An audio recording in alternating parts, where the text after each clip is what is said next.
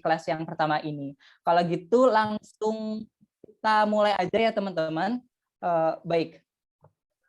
Bismillahirrahmanirrahim. Assalamualaikum warahmatullahi wabarakatuh. Selamat datang dan selamat bergabung kepada teman-teman semua dalam Islamic Economic Class dalam tema sejarah dan kontribusi Islam dalam dunia perekonomian.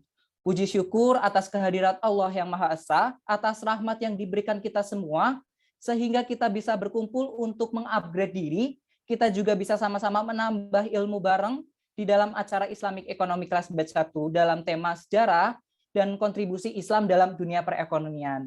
Baik, teman-teman semua, selamat datang dan saya ucapkan welcome buat teman-teman semua yang telah berkenan hadir dalam acara Islamic Economic Class pada batch pertama ini. Di mana batch kali ini izinkan saya tidak bosan-bosan untuk menyapa teman-teman semua, dan saya juga very excited untuk terus mengikuti rangkaian dari acara Islamic Economic Class ini. Perkenalkan, saya Muhammad Imam Dimas Wiswijonarko, saya seorang staf dari Departemen Edukasi dan Riset KSI FE UNES, di mana pada batch kali ini saya akan menemani teman-teman semua untuk berdiskusi asik, apalagi buat teman-teman semua yang pengen banget belajar lebih banyak mengenai ekonomi Islam. Selanjutnya, perkenalkan saya untuk membacakan susunan acara pada malam hari ini. Pertama, pembukaan, kedua tilawah, ketiga tauji, dilanjut dengan pembacaan CV, inti acara, tanya jawab, penyerahan kenang-kenangan, closing statement, penutup, dan penutup. Baik, memasuki acara pertama yaitu pembukaan. Oleh karena itu, marilah kita buka kajian pada malam hari ini dengan membaca basmalah bersama-sama. Bismillahirrahmanirrahim. Menginjak acara yang kedua yaitu tilawah yang akan disampaikan oleh saudara Bukhari.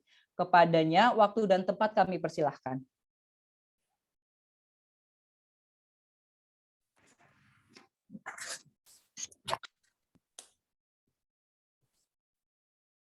Bismillahirrahmanirrahim. Assalamualaikum warahmatullahi wabarakatuh. Waalaikumsalam warahmatullahi wabarakatuh.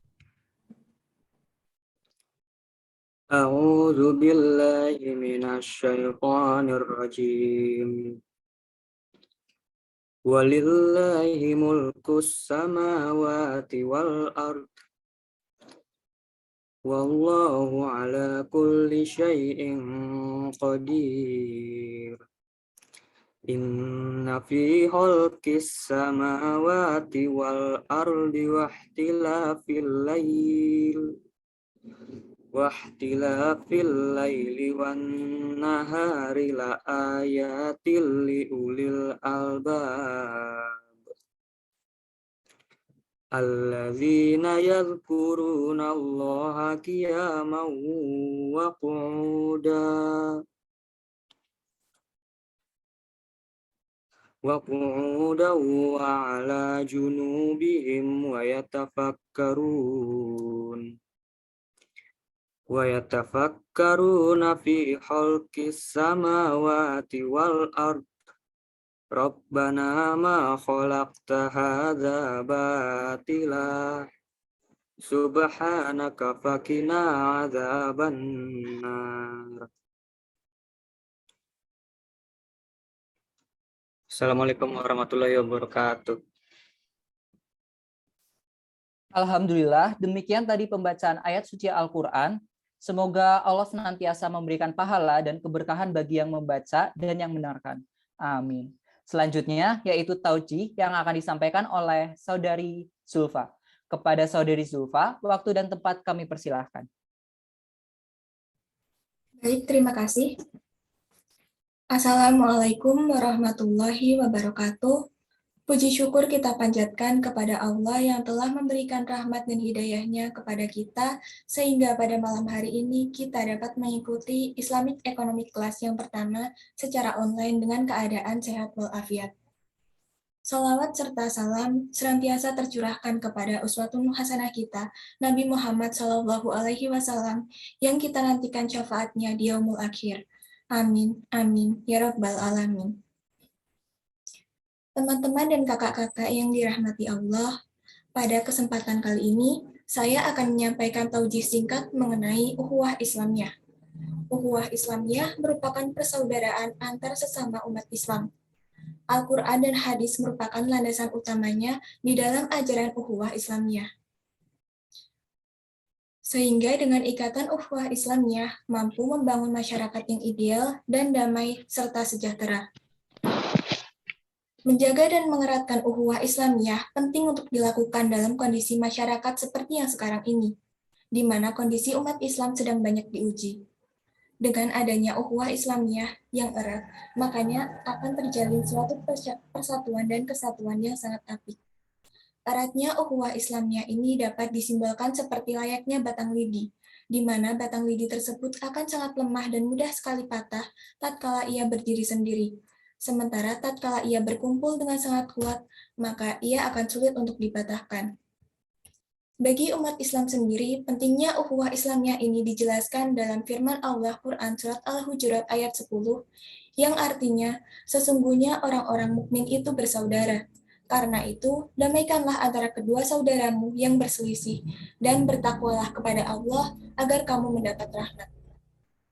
Dari firman tersebut, telah tertulis secara jelas bahwa seluruh umat Islam dapat menjaga ukhuwah Islamiyah dengan baik, dan perintah menjaga ukhuwah Islamiyah ini juga tertulis dengan jelas dalam Quran Surat Ali Imran ayat 103 yang mengandung arti, dan berpeganglah kamu semuanya kepada tali agama Allah, dan janganlah kamu bercerai-berai, dan ingatlah akan nikmat Allah kepadamu ketika kamu dahulu pada masa jahiliyah bermusuh-musuhan.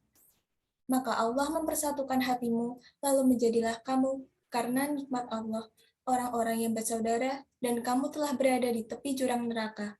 Lalu Allah menyelamatkan kamu daripadanya. Demikianlah Allah menerangkan ayat-ayatnya kepadamu, agar kamu mendapat petunjuk. Tentunya dengan adanya ayat tersebut telah sangat jelas tertulis bahwa ukhuwah Islamiyah merupakan hal yang paling penting dalam menjaga keamanan dan juga kesatuan umat Islam itu sendiri. Serta menyorongkan ukhuwah Islamiyah sangat penting sebagai salah satu tameng agar umat Islam tidak mudah diombang-ambingkan dan dipecah belah oleh isu-isu yang tidak bertanggung jawab dari oknum-oknum yang mengatasnamakan Islam. Teman-teman dan kakak-kakak yang berbahagia, sekian taujih yang dapat saya sampaikan. Semoga kita semua dapat mengambil hikmah dari taujih ini. Mohon maaf apabila terdapat kesalahan dan kekurangan. Burung dara cendrawasih, cari dulu di Papua. Cukup sekian dan terima kasih. Semoga bermanfaat untuk semua. Billahi taufik wal hidayah. Wassalamualaikum warahmatullahi wabarakatuh. Waalaikumsalam warahmatullahi wabarakatuh. Baik, terima kasih kepada Saudari Zulfa yang telah menyampaikan taujih pada malam hari ini. Baik, untuk selanjutnya yaitu pembacaan CV. Mungkin operator boleh minta tolong di share screen kan?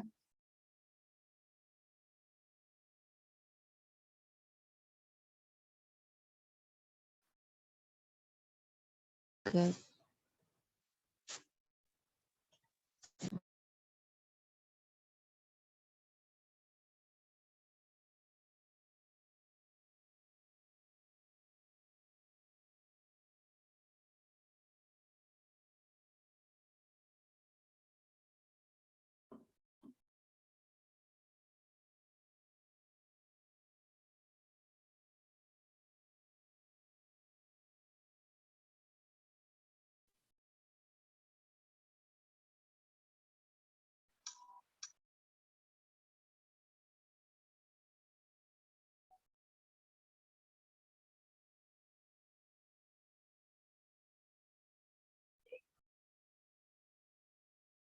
Baik, mohon maaf teman-teman, kita menunggu sebentar lagi ya.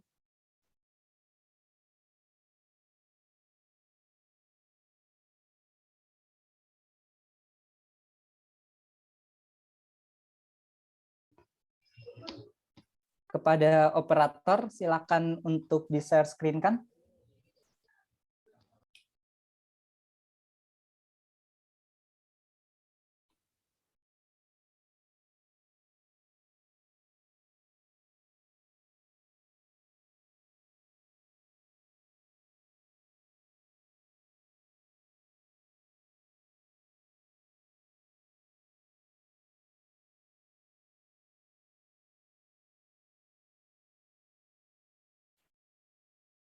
Baik, mohon maaf karena di sini ada terkendala teknis. Langsung saya lanjut ya.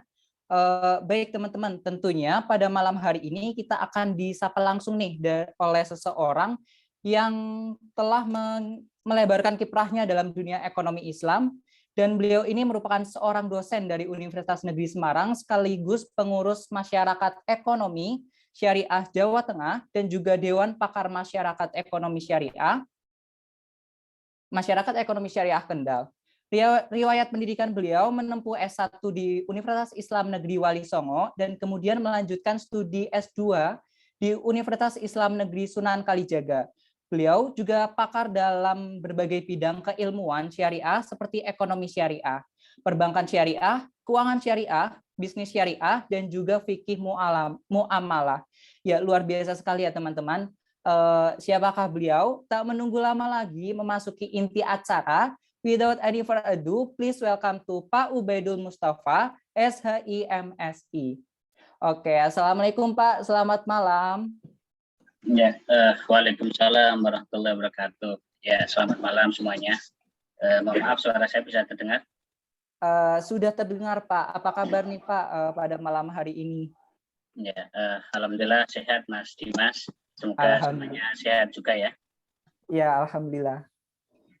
Oke, mungkin teman-teman udah nggak sabar nih Pak untuk segera mendengarkan pemateri dari Pak Ubaid. Oke Pak Ubaid, kami persilahkan untuk memaparkan materi selama 45 menit ke depan. Monggo Pak. Ya, oke, terima kasih Mas Dimas ya. Bismillahirrahmanirrahim. Assalamualaikum warahmatullahi wabarakatuh. Ya, alhamdulillah wa syukurillah ala nikmatillah, sholatu wassalamu ala rasulillah, syadallah ilaha illallah, syadana Muhammad dan abduhu wa rasuluh la nabi ba'dah. Allahumma sholli ala sayyidina Muhammad wa ali sayyidina Muhammad, rabbi sholli sadri wa yassir amri wa hludatan min lisani yafqahu qawli. Selamat malam semuanya dan salam sejahtera untuk kita semua.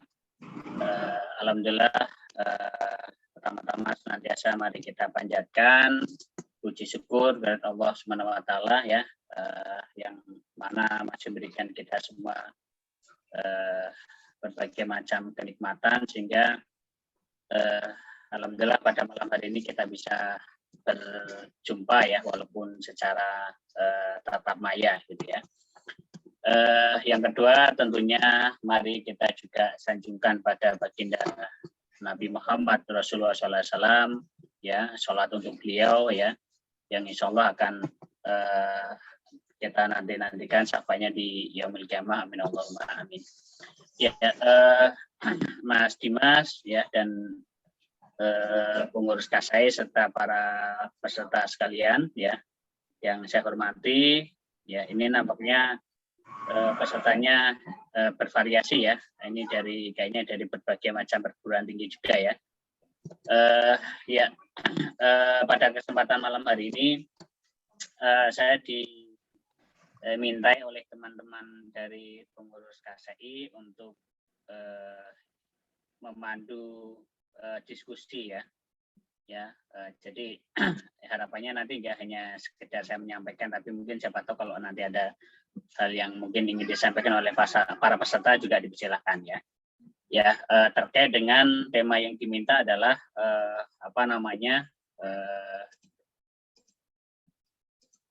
terkait dengan temanya adalah sejarah dan kontribusi Islam dalam dunia perekonomian ya. Oke, mungkin kalau bagi teman-teman KSAI saya rasa mungkin materi ini sudah tidak asing lagi ya. Bagaimana kemudian dalam dunia Islam itu ternyata nanti kalau kita telusuri secara historis ya, ternyata memiliki pengaruh yang cukup besar terhadap perkembangan ekonomi maupun ilmu ekonomi yang mungkin sampai saat ini kita rasakan gitu ya. Itu. Tapi mungkin bagi yang di luar KSAI mungkin ini bisa jadi semoga menjadi ilmu yang baru ya, sehingga bisa menambah pengetahuan untuk teman-teman semua gitu ya. Oke, mungkin langsung aja karena ini hanya 40 menit ya. Mohon nanti Mas Dimas kalau saya sudah habis waktunya mohon nanti untuk bisa diingatkan ya. Karena ini Ya, kayaknya siap, nambah siap. 40 menit itu ya semoga nanti bisa cukup lah ya. Saya sampaikan sesingkat dan sejelas mungkin gitu ya. Oke, mohon izin saya share PowerPoint terlebih dahulu ya.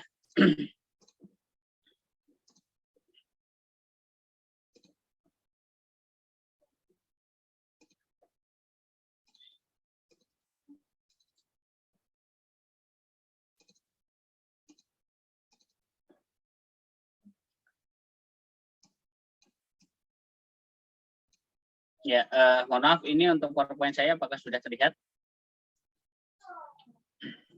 Sudah terlihat, Pak. Sudah ya? Ya. Oke, jadi sesuai dengan permintaan dari teman-teman KSI, di sini saya mencoba untuk menyampaikan dan mendampingi diskusi pada kesempatan malam hari ini dengan tema sejarah dan kontribusi Islam dalam dunia perekonomian ya. Nah, jadi sebelum saya menjelaskan lebih jauh mengenai bagaimana sih kontribusi Islam dalam perkembangan ekonomi ya.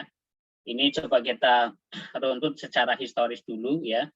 Karena mungkin bagi sebagian teman-teman ya, bagi sebagian yang hadir di sini mungkin masih menyaksikan apakah benar sih Islam itu juga berkontribusi terhadap perkembangan ekonomi ataupun ilmu ekonomi gitu ya. Karena mungkin bisa jadi selama ini kalau kita belajar ekonomi itu kan, kalau kita mengikuti perkembangan ekonomi itu nampaknya tidak ada sedikit pun hal-hal yang itu memang menyinggung berkaitan dengan peradaban Islam gitu ya. Nah untuk itu akan coba kita lihat secara historis terlebih dahulu ya mengenai bagaimana sih kemudian ekonomi yang selama ini kemudian kita kenal itu berkembang ya.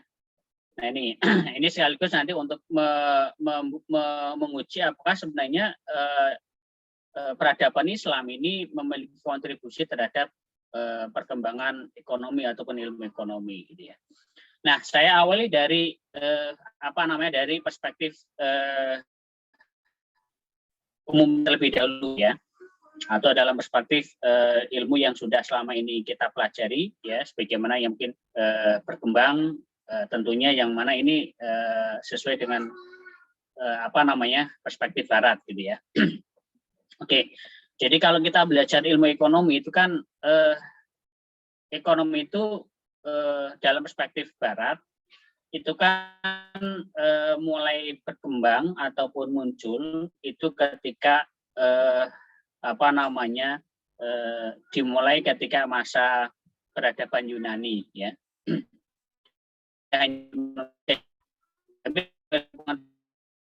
Itu mulai ketika masa Yunani.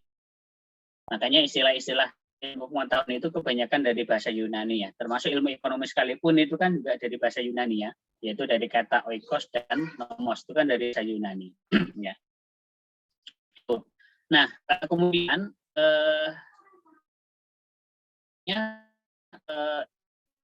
perkembangan ekonomi yang selama ini kita pelajari itu nampaknya itu kalau kita runtuh masa ataupun periode yang itu kalau kita itu terputus ya atau akan lompat gitu kan. Selama ini dalam perspektif Barat ya, ilmu ekonomi itu selalu dimulai dari masa Yunani, kemudian baru kemudian ada pembahasan secara kajian yang lebih komprehensif itu di masa Eropa ya itu. Jadi dimulai dari peradaban Yunani kemudian lompat ke peradaban Eropa ya. Nah ini sebagaimana yang disampaikan oleh salah satu tokoh pemikir ekonomi atau salah satu tokoh sejarah pemikir ekonomi ya, ada namanya Joseph Schumpeter. Dia mengatakan gini ya, economic analysis began only with the Greeks ya, not to be established until the scholastic emerged with Santo Thomas Aquinas ya. Jadi menurut ahli sejarah ekonomi itu dia juga mengatakan bahwasanya analisis atau analisis terkait dengan ekonomi ya itu dalam perspektif Barat itu dimulai dari masa Greek atau Yunani ya.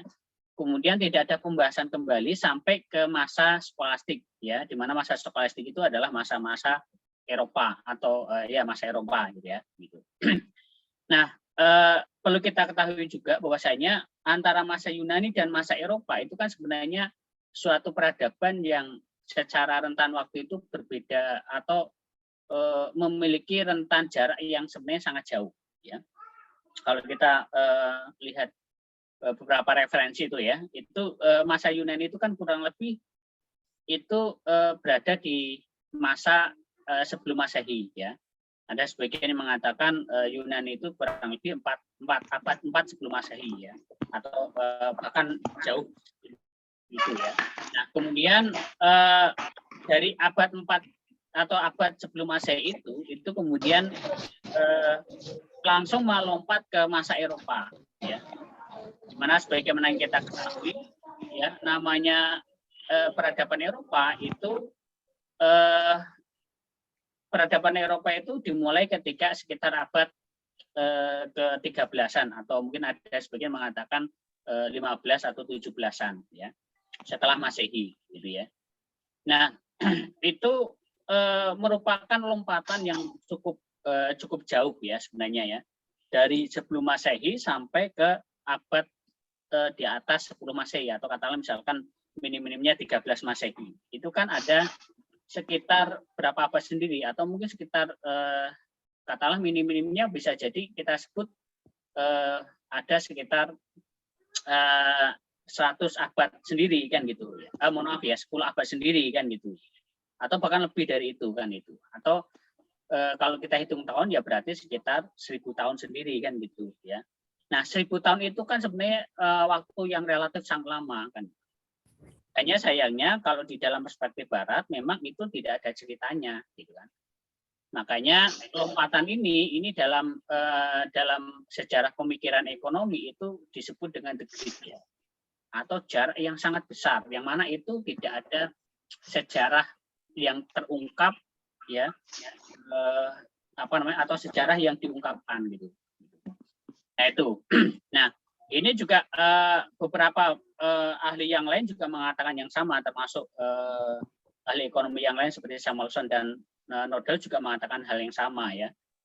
Jadi di situ ada semacam jarak atau rentan waktu yang ternyata tidak ada isi sejarahnya, gitu kan? Gitu. Nah oleh Joseph Schumpeter tadi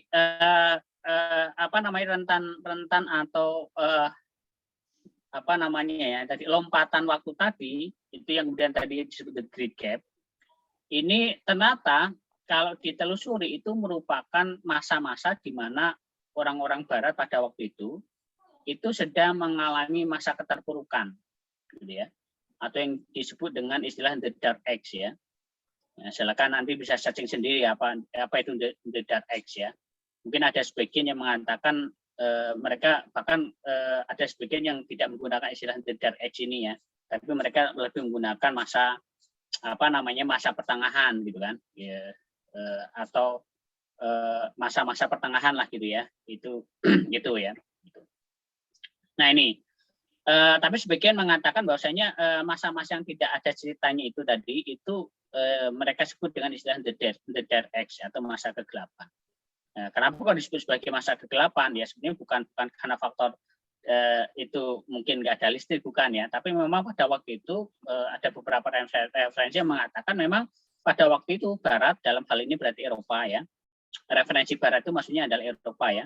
Jadi orang-orang Eropa ataupun peradaban Eropa pada waktu itu memang sangat minim memberikan kontribusi terhadap perkembangan ilmu pengetahuan maupun sosial budaya, gitu kan?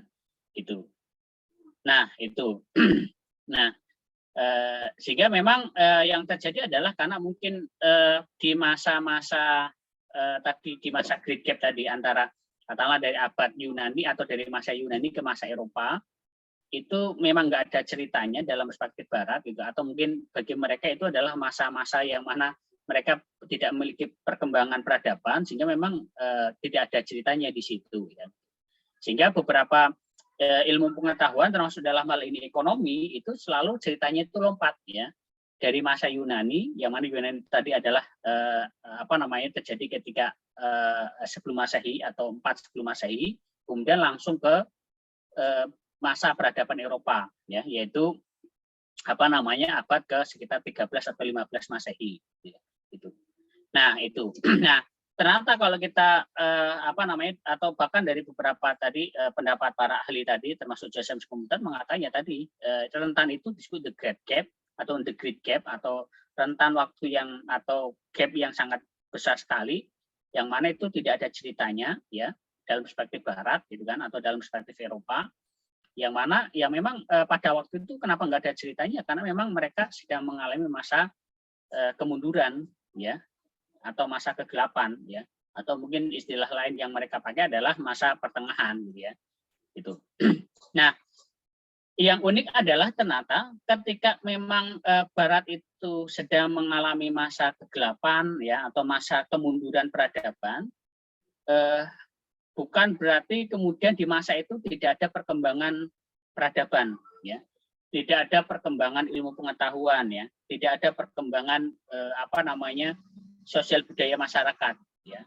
Tapi justru ternyata kalau mau kita telusuri di dalam masa-masa kemunduran orang Eropa tadi itu ternyata di belahan benua yang lain ya atau di belahan bumi yang lain itu ternyata mulai muncul peradaban baru ya. Nah, peradaban apa itu? Yaitu justru nanti kalau mau kita telusuri yaitu justru muncul adalah di situ peradaban Islam di wilayah Timur Tengah gitu ya gitu di wilayah Timur Tengah ya. Nah ini nah, kenapa kok kita bisa mengatakan ternyata justru Islam di situ muncul ya karena kalau kita lihat secara rentan waktunya itu kurang lebihnya nanti seperti ini ya.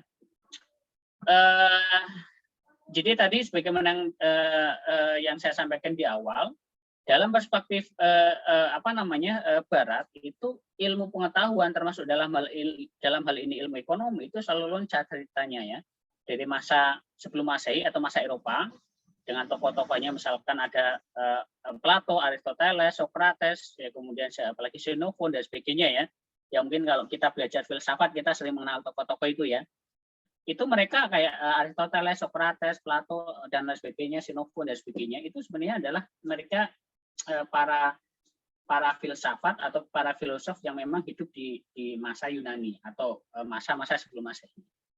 Kemudian kalau kita belajar ilmu ekonomi maka selalu ceritanya adalah ekonomi itu mulai berkembang itu dengan teori-teori modernnya yaitu dimulainya dengan adanya teori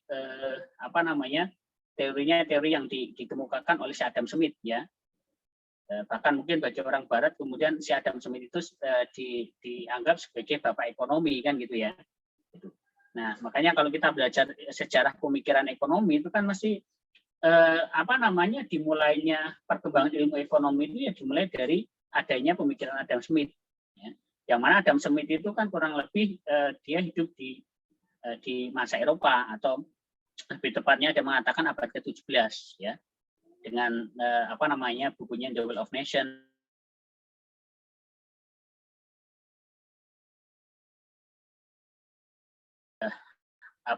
kebebasan kebebasan gitu kan dalam aktivitas ekonomi dan sebagainya ya. Kemudian nanti disusul lagi dengan tokoh-tokoh yang lain ya. Nanti ada namanya David Ricardo, Keynes dan sebagainya ya. Sampai kemudian nanti muncul lagi teori yang menentang konsep Adam Smith ya seperti nanti muncul namanya Lenin kemudian Karl Marx ya sebagai tokoh sosialis dan sebagainya kan gitu ya. Jadi kita lebih banyak kalau kita belajar ekonomi itu sebenarnya kita lebih banyak membahas pemikiran-pemikiran yang mana itu berasal dari tokoh-tokoh yang hidup di masa Eropa ya atau abad ke-15-an ke atas gitu kan gitu. Nah, seakan-akan sebelum abad 15 itu mungkin tidak ada perkembangan peradaban gitu kan. Bahkan tidak ada perkembangan ilmu pengetahuan termasuk ilmu ekonomi dan sebagainya kan gitu. Nah, Yang nanti akan kita buktikan adalah ternyata justru sebelum abad ke-15 itu atau sebelum abad Eropa itu ternyata nanti ada peradaban yang sudah berkembang atau yang sudah mulai muncul bahkan sudah berkembang ya.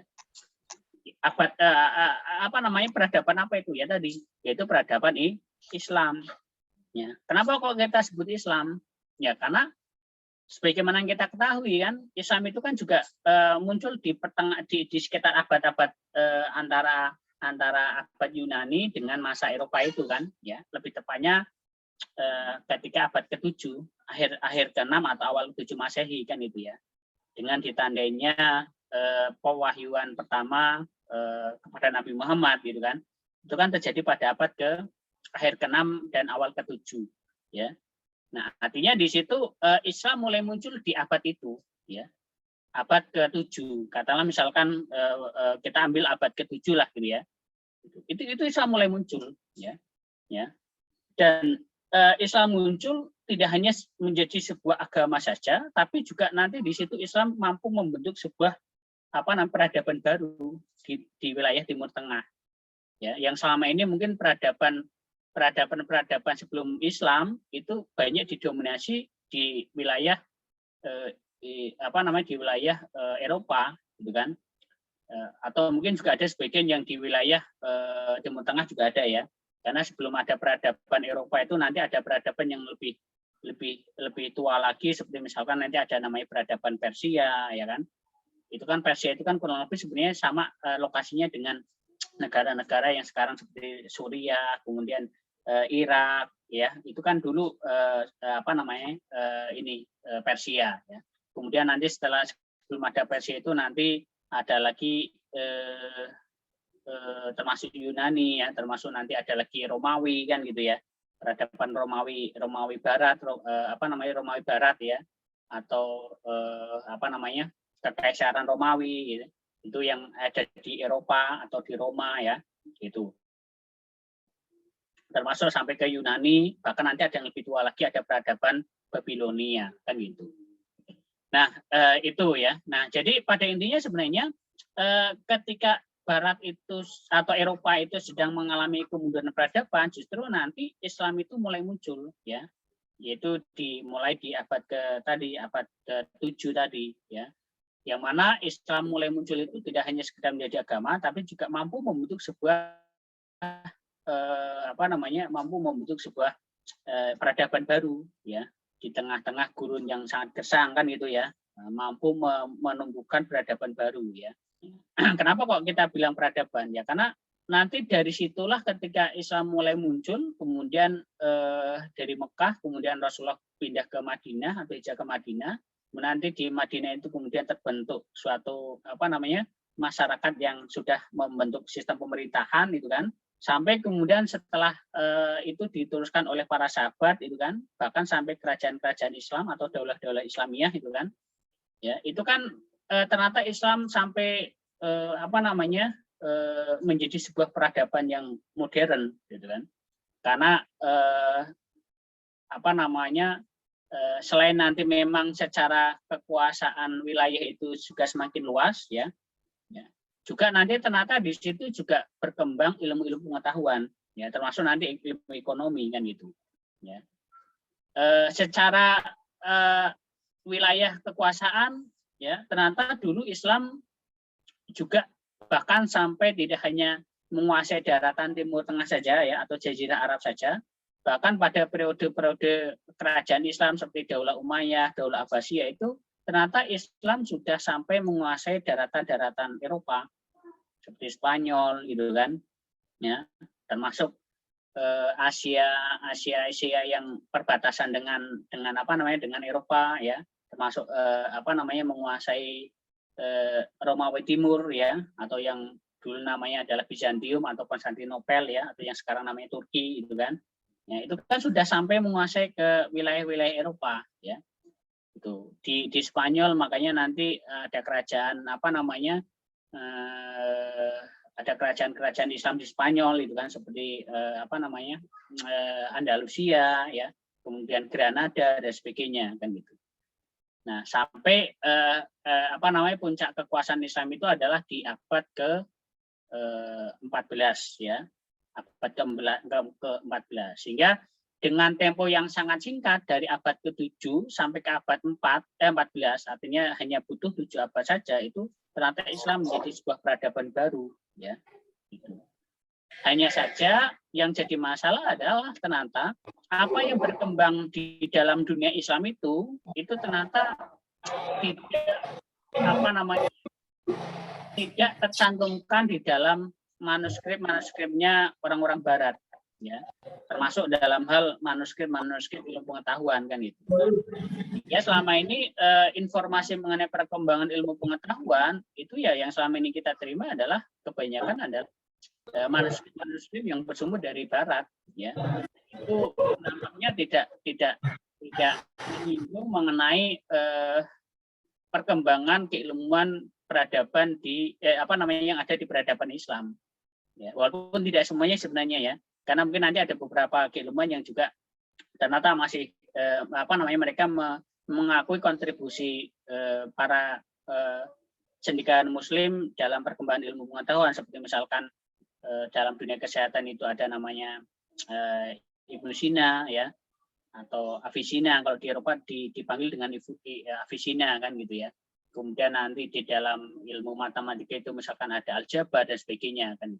Tapi sayangnya kalau dalam konteks ilmu ekonomi itu ternyata nampaknya tidak satu pun pemikiran atau mungkin cendekiawan Muslim pada waktu itu diakui sebagai salah satu tokoh yang membangun ilmu ekonomi kan itu. Ya, karena selama ini kalau kita belajar ilmu ekonomi, mungkin kalau orang yang kalian di jurusan ekonomi itu kan yang selalu kita bahas hanya Adam Smith, ya, David Ricardo, Keynes, ya itu saja kan gitu, ya. Padahal nanti kalau mau kita telusuri, ternyata nanti ada beberapa tokoh cendekiawan Muslim yang ternyata memiliki pemikiran yang sebenarnya relevan dengan teori-teori yang dikembangkan oleh Barat, ya. Nanti kita berikan contohnya, ya. Itu. Nah, ini adalah bagaimana kemudian gambaran ya mengenai sejarah perkembangan ya, yang mana ternyata sebenarnya dunia Islam itu memiliki kontribusi yang besar dalam peradaban manusia kan itu. Nah nanti kontribusi dalam hal pengembangan ekonomi itu nanti akan coba kita jelaskan. Nah ini yang mungkin juga nyambung dengan apa yang tadi saya sampaikan ya. Jadi kalau kita petakan ya perkembangan ekonomi dalam perspektif Barat itu ya ini isinya ya, dimulai dari sebelum Masehi ya, yaitu dari masa Yunani ya, dengan tokohnya tadi ada Aristoteles, Socrates, Plato, Xenophon dan sebagainya ya, yang mana mereka adalah para filsafat Barat kan itu. Kemudian dalam literatur ilmu ekonomi itu selalu kemudian meloncat ke abad-abad di mana itu masa Eropa ya, seperti abad ke-13 ya, atau mungkin ada sebagian yang mungkin langsung loncat ke abad ke-17 atau 18 ya, dengan tokohnya si Adam Smith ini sebagai bapak ekonomi kan gitu ya. Nah, sehingga antara masa Yunani sampai kepada kepada masa Eropa itu nanti rentan waktu itu ternyata nggak ada ceritanya dalam perspektif Barat kan gitu. Padahal nanti di tengah-tengah itu justru ada peradaban Islam di dalamnya. Ya. Jadi isi dari garis merah ini ya, mungkin sebagian itu di tengah-tengahnya ini adalah isinya ini. Ya. Karena Islam baru di sini Islam muncul ketika abad ke-7. Ya, abad ke-7 Masehi kan itu. Artinya jauh sebelum si Adam Smith ini muncul kan itu. Ya. Islam muncul di sini tengah-tengah ini ya, di abad ke-7 ini kan itu ya. Nah, abad ke-7 ini karena disinilah kemudian Islam mulai muncul ya, dengan tentunya dengan ditandainya dengan diturunkannya Al-Qur'an ya, melalui pewahyuan kepada Nabi Muhammad gitu kan. Itu sekaligus sebagai tanda kemudian munculnya Islam ya. Kemudian sampai kemudian Islam itu dirisalahkan oleh Nabi Muhammad ya, sampai Nabi Muhammad wafat, kemudian diteruskan oleh para sahabat ya, dari Abu Bakar, Umar, Utsman, Ali ya, sampai kemudian dilanjutkan dengan kekhilafan Islam ya, seperti tadi ada Daulah Abbasiyah, kemudian Umayyah, Utsmaniyah dan sebagainya kan itu ya. Nah, sampai kemudian kurang lebih katakanlah peradaban Islam itu kemudian berkembang sampai pada puncaknya itu sekitar sampai abad ke-14-an ya. Gitu. Setelah itu setelah abad 14 mungkin dianggap Islam itu sudah mulai mengalami penurunan ya. Kemudian maka muncullah gempa, itu ada namanya Renaissance ya. Renaissance atau masa kebangkitan kembali ya. Kapan itu masa kebangkitan kembali? Yaitu tadi sekitar abad ke 15-an dan gitu. Artinya setelah yang tadinya itu ternyata peradaban itu lebih banyak dikuasai oleh orang-orang Islam gitu kan. Kemudian Islam itu jatuh ya, karena pada waktu itu memang akhirnya banyak daulah-daulah Islam yang kemudian akhirnya runtuh kan gitu ya. Bahkan sebagian wilayahnya juga kembali diambil alih oleh Eropa ya. Nah, akhirnya kemudian Eropa kemudian memasuki peradaban baru ya. Makanya kemudian ada namanya Renaissance ya, atau masa kebangkitan kembali bangsa-bangsa Eropa. Hingga mungkin sekarang lah gitu ya gitu. Mungkin hingga sekarang mungkin masih didominasi oleh bangsa-bangsa Eropa dari segala aspek kan itu. Nah, hal yang mungkin harus kita pelajari adalah sebenarnya di sini. Bagaimana dulu ketika Islam itu pernah lahir, kemudian pernah berkembang, itu kira-kira yang hadir di situ itu apa saja kan itu. Itu yang harus kita pelajari. Ya. Ya. Jadi kalau kita mau membangun peradaban Islam yang maju lagi, maka kita harus belajar lagi tentang bagaimana orang-orang terdahulu ya, para cendekaan-cendekaan Muslim terdahulu itu bisa menjadikan Islam itu sebagai peradaban yang maju. Kita harus belajar dari situ. Kan? Nah, belajarnya apa? Ya banyak hal yang bisa kita pelajari, kan? Ya, dari semangatnya, kemudian dari bagaimana kemudian mereka bisa berkembang itu bagaimana kan gitu ya. Nah, jadi kalau kita lihat memang dari peradaban-peradaban lalu ya, tidak hanya peradaban Islam ya. Katakan kita bicara tentang peradaban Yunani, kita bisa bicara tentang peradaban Persia, kita bicara tentang peradaban Islam, kemudian kita bicara tentang peradaban Eropa. Itu kenapa peradaban mereka itu bisa maju? Ya sebenarnya salah satu kuncinya adalah ilmu pengetahuan. Penguasaan dan pengembangan ilmu pengetahuan. Kenapa Islam itu bisa sampai ke Eropa? Ya, itu sebenarnya karena para pejuang-pejuang dahulu itu memang sangat luar biasa dalam menegakkan ilmu pengetahuan, dalam mengembangkan ilmu pengetahuan itu sangat luar biasa. Ya. Di mana buktinya? Ya, di buktinya nanti kita lihat ya. Ternyata para cendekaan-cendekaan Muslim zaman dahulu itu ternyata memiliki pemikiran-pemikiran yang sudah sangat luar biasa, ya, karya-karya sangat luar biasa.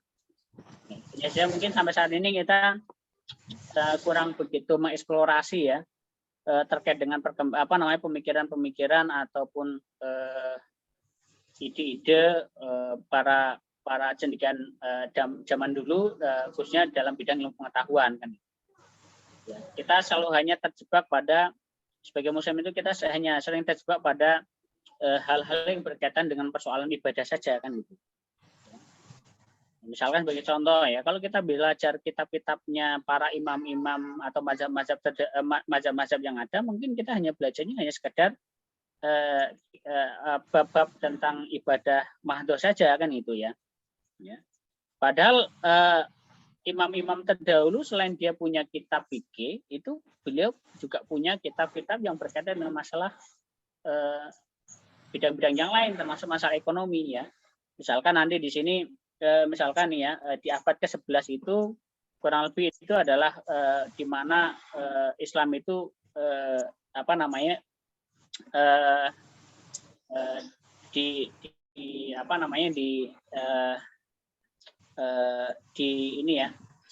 dikuasai oleh kerajaan-kerajaan Daulah Abbasiyah dan Utsmaniyah gitu kan. Abbasiyah dan Umayyah gitu kan. Itu juga di situ kemudian muncul berbagai macam tokoh seperti misalkan Abu Yusuf, kemudian Imam Hambali, Mawardi, Farabi, Hanafi dan sebagainya.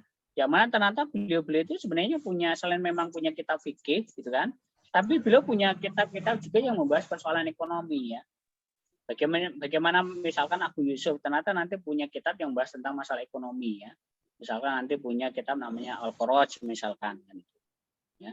Hanya sayangnya kita tidak sampai membahas, ataupun kita sebagai umat Islam itu kadang kita kalau mengkaji kitab mereka itu ya mentok hanya di kitab fikih saja, fikih ibadah kan itu ya. Nggak sampai kepada kita membahas kitab-kitab yang berbasis pada ekonomi, politik ya dan sebagainya. Nah ini nanti harus kita eksplorasi kan gitu. Karena ternyata karya-karya para cendekiawan Muslim terdahulu inilah yang kemudian ternyata itu menjadi fondasi ilmu pengetahuan termasuk ekonomi di sini yang berkembang saat ini. Ya. Bahkan ada beberapa analisa yang mengatakan orang-orang Eropa, peradaban Eropa baru tadi seperti pendapatnya teori-teori yang diungkapkan oleh oleh Adam Smith itu juga ternyata tidak menutup kemungkinan mereka juga sebelumnya sudah mempelajari terlebih dahulu tentang pemikiran-pemikiran para cendekiawan Muslim seperti misalkan pemikirannya nanti Ibnu Khaldun ya, kemudian Abu Ubaid dan sebagainya kan itu. Nah inilah yang kemudian saat ini sampai saat ini kemudian berkembang terkait dengan bagaimana Islam dalam berkontribusi terhadap ilmu ekonomi ya. Nah, kalau kemarin istilahnya mungkin kita sempat mati suri gitu kan. Ya, setelah peradaban Islam itu runtuh ya, sekitar abad 14 gitu kan.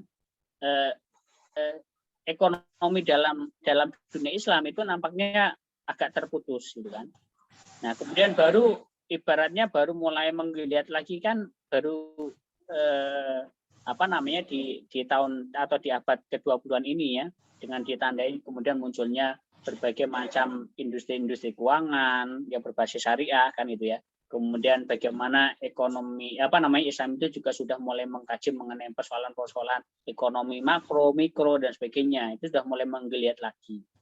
Nah, harapannya ini adalah momentum yang sangat pas untuk kemudian benar-benar memaksimalkan pertumbuhan ekonomi yang berbasis pada apa yang sudah dikembangkan oleh para ulama-ulama terdahulu kan gitu. Karena tentunya ini sudah mulai secara tidak langsung ya, itu ternyata sudah mulai kehadiran ekonomi yang berbasis pada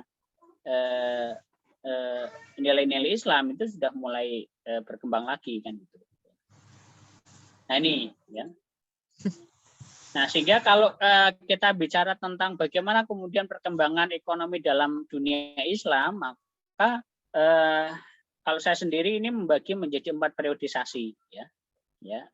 Bagaimana kemudian ekonomi dalam dunia Islam itu berkembang, ini saya mengklasifikasikan ini menjadi 4 periode ya. Satu yang jelas adalah ekonomi ketika masa periode Islam muncul ya, yaitu tentunya ketika periode Rasulullah kan gitu ya, sebagai awal kemunculan Islam itu sendiri kan gitu. Kemudian selanjutnya setelah Rasulullah wafat, kemudian nanti ada periode kepemimpinan pemerintahan Islam ketika masa khulafa ya, dari Abu Bakar, kemudian Umar, Utsman dan Ali gitu kan. Kemudian setelah itu setelah periodisasi para sahabat ini selesai, kemudian nanti juga akan diteruskan ke periode klasik ya, atau periode daulah-daulah Islamiyah ya, seperti tadi ada Bani Umayyah, Abbasiyah, kemudian nanti Utsmaniyah dan sebagainya kan itu. Nah, kemudian setelah itu, untuk saat ini kita berada di periode kontemporer ya, atau periode masa kini ya. Di mana periode masa kini pun nanti sudah mulai muncul kembali ekonomi yang berbasis pada Islam ya, misalkan lembaga keuangan yang berbasis syariah ya, kemudian instrumen-instrumen keuangan negara juga sudah mulai mengadopsi ini ya, konsep ekonomi syariah ya, seperti misalkan ada sukuk, kemudian ada lagi misalkan zakat juga sebagai bagian dari kebijakan ekonomi makro misalkan kan itu ya. Wakaf juga sudah diakui sebagai salah satu instrumen ekonomi alternatif ya dan sebagainya kan itu ya. Termasuk nanti juga di periode kontemporer ini juga tentunya nanti ada berbagai macam-macam sistem ekonomi Islam kan itu ya. Ya, nanti ada yang sangat pro sekali bahwasanya harus ekonomi itu ya memang harus berbasis pada Islam dan sebagainya. Itu nanti ada macam-macam sendiri kan gitu ya. Nah, ini adalah periodisasinya. Nah, adapun isi dari periodisasi ini ya kurang lebih ini ya. Pertama ketika masa Rasulullah ya. Ya tentunya kalau masa Rasulullah ini sebenarnya adalah karena memang ini adalah periode awal ataupun kemunculan Islam sehingga memang kontribusi terhadap ekonomi pun ya mungkin masih hanya sebatas praktek-praktek ekonomi sederhana ya. Tapi yang jelas ketika masa Nabi Muhammad ini tentunya adalah mulai dicanangkannya fondasi-fondasi ekonomi yang bersifat Islam kan gitu ya. Misalkan bagaimana orang berekonomi itu harus mengedepankan aspek moralitas, aspek ekonomi, keadilan gitu kan. Kemudian pelarangan mengenai masalah riba dan sebagainya kan gitu. Itu fondasi-fondasi awal yang mungkin yang mungkin terjadi ketika pada periode Rasulullah kan itu. Nah, yang unik adalah sebenarnya terlepas dari konteksnya Nabi Muhammad itu sebagai nabi gitu kan. Sebenarnya Rasulullah itu juga sebenarnya sudah sangat dekat dengan yang namanya kegiatan ekonomi kan gitu. Ya. Jadi kemampuan Rasulullah di dalam mengeluarkan sebuah kebijakan ekonomi itu sebenarnya tidak diragukan ya. Mungkin ada yang meragukan kan Nabi Muhammad itu kan sebagai nabi dia hanya taunya agama, nggak mungkin dia memiliki pandangan yang berkaitan dengan ekonomi. Ya, jadi kalau kita runtut itu kan sebenarnya justru Nabi Muhammad itu malah paling dekat dengan aktivitas ekonomi. Kenapa? Nah, sebagaimana riwayat yang sudah kita ketahui ya, bahwasanya Nabi Muhammad itu kan dulu pernah juga secara langsung menjadi seorang pedagang kan itu ya. Di usia 4 tahun menurut riwayat beliau sudah menjadi seorang penggembala kan itu ya. Kemudian baru sekitar usia 12 tahun menurut riwayat itu beliau diajak oleh pamannya Abu Thalib itu kan, itu pedagang ya. Bahkan pedagangnya enggak hanya di sekitar Mekah saja pada waktu itu, bahkan pernah diriwayatkan itu ada referensi yang meriwayatkan bahwasanya beliau pernah diajak pamannya itu sampai ke Syam ya. Syam itu ya daratan ini ya masih di Timur Tengah juga, tapi kalau negaranya sekarang mungkin Suriah itu, Syam Suriah itu kan. Itu. Artinya kalau kita ukur secara jarak itu kan berarti Rasul itu sudah kelas dagangnya itu sudah lintas negara kan gitu ya. Gitu. Nah itu ya, bahkan kemudian ketika sudah dewasa, kemudian ilmu dagangnya Rasulullah itu juga kemudian akhirnya tidak hanya sekedar ikut pamannya, tapi juga kemudian beliau ini kan lakukan sendiri ya, sampai kemudian akhirnya ketemu dengan Siti Khadijah dan sebagainya kan gitu ya. Gitu. Nah itu makanya sebenarnya banyak sekali hadis-hadis yang nantinya akan sangat dekat dengan masalah ekonomi ya. Kenapa? Karena ya background Rasulullah pun sebenarnya ya sebelum menjadi nabi pun dulu adalah seorang pedagang kan. Nah ini kemudian selanjutnya ketika masa nabi ini juga Rasulullah mulai membangun sistem ekonomi ini ya ketika memang Rasulullah itu sudah hijrah ke Madinah ya. Karena kalau di Mekah memang Rasulullah itu masih fokus pada pembenahan akidah masyarakat Mekah pada waktu itu ya. Nah, karena akhirnya banyak pertentangan sehingga Rasulullah hijrah ke Madinah, dan di Madinah justru lebih mudah Rasulullah untuk membangun peradaban. Ya. Kenapa? Karena di Mekah itu ibaratkan kalau sekarang itu dia adalah kota bisnis. Ya.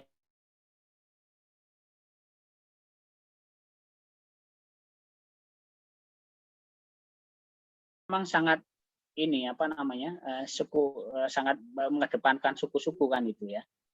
Ya, misalkan pemimpinnya harus dari suku Quraisy dan sebagainya kan gitu ya. Jadi lebih eksklusif kan gitu. Nah, kalau di Madinah itu orangnya lebih inklusif, jadi lebih mudah untuk diajak maju ya, termasuk membangun pemerintahan, membangun sistem ekonomi dan sebagainya. Gitu. Nah, ini ya. Nah, adapun bentuk dari kebijakan masa Nabi ini yang berkaitan dengan masalah ekonomi ya, ini kurang lebih ya. Yang pertama adalah yang jelas adalah yang nah, membangun masjid ini sebenarnya bisa kita kaitkan dengan upaya Rasulullah di dalam membangun perekonomian. Kenapa? Karena masjid pada masa Nabi Muhammad itu memang diorientasikan untuk aktivitas atau pusat aktivitas masyarakat termasuk ekonomi kan gitu. Mohon maaf Pak, untuk waktunya tinggal 5 menit lagi ya Pak. Oh, tinggal 5 menit lagi ya. Ya. Oke, ini ya. Ya karena ini waktunya terbatas ya, tidak apa-apa ya, nanti semoga nanti ada lain kesempatan untuk bisa kita diskusi lagi ya. Ini baru periode Nabi Muhammad ya. Ya, tapi semoga ini bisa sedikit memberikan pengantar terlebih dahulu lah gitu ya. Nah, ini jadi ketika masa Nabi Muhammad pun ternyata Rasulullah yang dilakukan dalam bangun masjid ya, itu sebagai salah satu bentuk untuk memulai peradaban baru termasuk dalam bangun ekonomi kan. Makanya masjid itu kalau sekarang harusnya perlu direvitalisasi ya, jangan hanya sebagai tempat ibadah saja kan itu. Kalau sekarang kan konteksnya masjid itu kalau nggak waktunya sholat masih ditutup kan gitu ya. Baru dibuka kalau jamnya sholat kan gitu. Makanya ini teman-teman KSDI ini perlu ini melakukan apa namanya inovasi ya. Bagaimana kemudian meningkatkan peran masjid dalam ekonomi kan itu ya. Nah ini termasuk nanti di masa Nabi juga sudah mulai ada namanya pemasukan negara ya, baik itu dari kharaj, zakat, khum, jizyah dan juga penerimaan-penerimaan yang lainnya. Termasuk nanti ada alokasi untuk untuk alokasi dari pendapatan negara itu untuk apa saja, itu sudah mulai ada kebijakan tentang itu ya. Termasuk dulu ada namanya sudah ada namanya Baitul Mal ya, atau kalau sekarang itu seperti apa ya Kementerian Keuangannya lah gitu ya. Yang mengendalikan ataupun yang mengatur mengenai pemasukan dan pengeluaran negara gitu ya. Kemudian termasuk ada lembaga Al-Hisbah atau market controller ya. Pengawas pasar ya, karena memang sektor-sektor ekonomi yang vital pada waktu itu memang ya pasar, sehingga Rasulullah sangat intens terhadap pasar ya gitu. Nah, kemudian setelah Rasulullah wafat kemudian diteruskan oleh masa khulafa ya, dari Abu Bakar, Umar, Utsman, Ali ya, dan ya tentunya mereka memiliki permasalahan ekonomi sendiri-sendiri ya. Dan yang paling unik di sini sebenarnya adalah ketika masa sahabat Umar, karena memang menurut saya yang paling banyak kebijakan ekonominya adalah ketika masa Umar ya.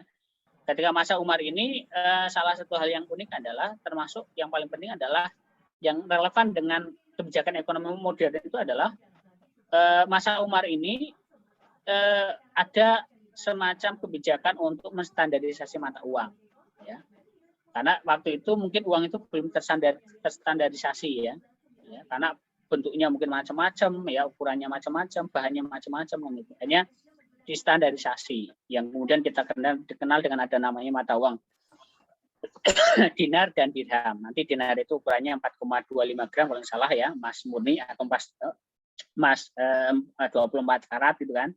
Atau kalau zaman dulu ketika masa Umar itu setara dengan 1 kambing. Jadi 1 dinar itu harus ukurannya adalah 1 kambing kan itu. Ya, gitu. Nah, ini kan relevan dengan kebijakan ekonomi sekarang ya. Termasuk standarisasi mata uang modern itu kan juga ini bagian dari itu kan gitu. Nah, kemudian ketika masa klasik, nah ini yang sebenarnya banyak ya. Ketika setelah masa sahabat selesai, kemudian dilanjutkan oleh masa kerajaan-kerajaan itu kan. Nah, di masa kerajaan-kerajaan itulah muncul berbagai macam tokoh ya. Nanti ada Abu Hanifah, Abu Yusuf, Abu Ubaid ya. Ini kebetulan namanya sama dengan saya ya. Tapi mohon maaf ini bukan saya, maksudnya yang Abu Ubaid ya. Ya, semoga ilmunya ketularan lah gitu ya. Nah, ini termasuk nanti ada Ibnu Khaldun dan sebagainya. Nah, ini yang cukup banyak. Nah, sebenarnya saya sudah membuat PowerPoint-nya, tapi ini saya kira nggak mungkin bisa saya jelaskan satu persatu ya. Jadi saya ngambil contoh saja, misalkan ini sebagai contoh ya. Abu Ubaid itu selain ini, salah satu tokoh yang saya ambil adalah Abu Ubaid ya, Abu Ubaid ya. Ini karena mungkin namanya sama sehingga saya suka ngambil contohnya yang ini kan gitu ya. Jadi ulama zaman dulu itu selain mereka itu paham dengan masalah agama, ternyata mereka juga permasalahan sosial ekonomi. Ubaid ini juga beliau sangat intens sekali terhadap persoalan-persoalan ekonomi ya.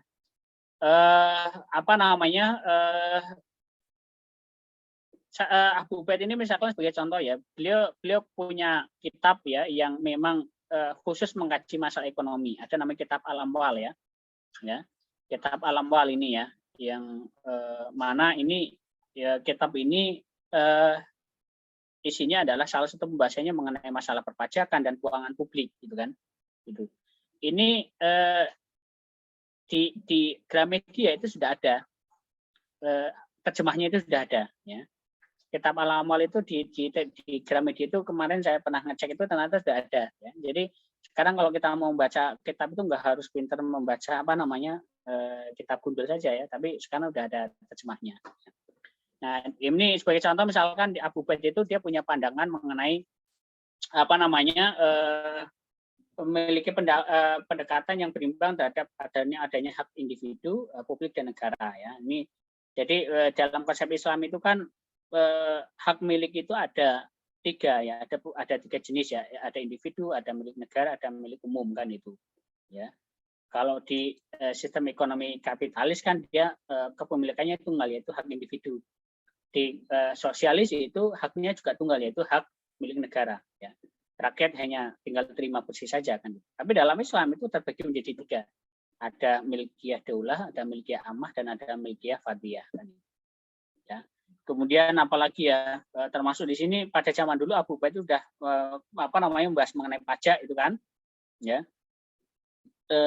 Abu Ubaid menyatakan bahwa tarif pajak kontraktual tidak dapat dinaikkan, bahkan dapat diturunkan apabila terjadi ketidakmampuan membayar. Jadi semacam kayak fleksibilitas pajak gitu kan, tergantung dengan kondisi ekonominya kan gitu. Jadi kalau sekarang itu kayak semacam kayak ada program tax evasion atau tax amnesty kan gitu ya gitu.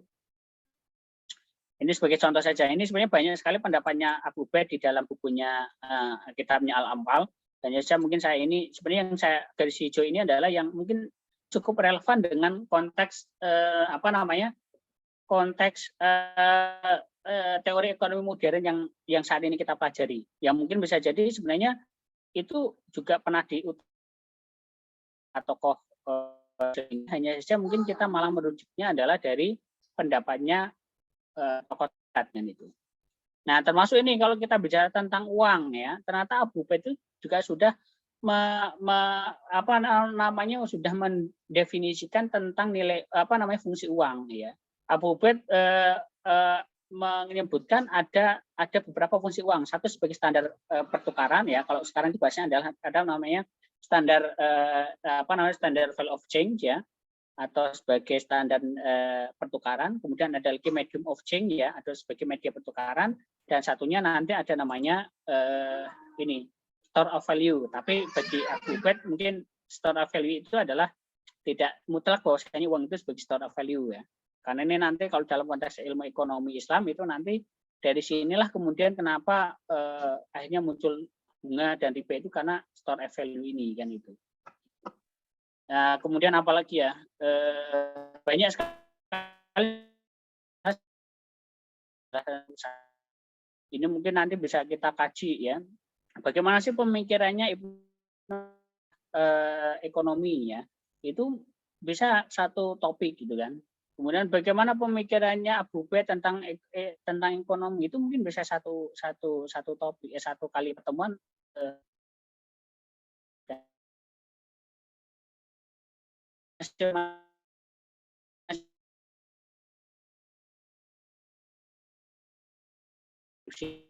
Ya, misalkan contoh ya,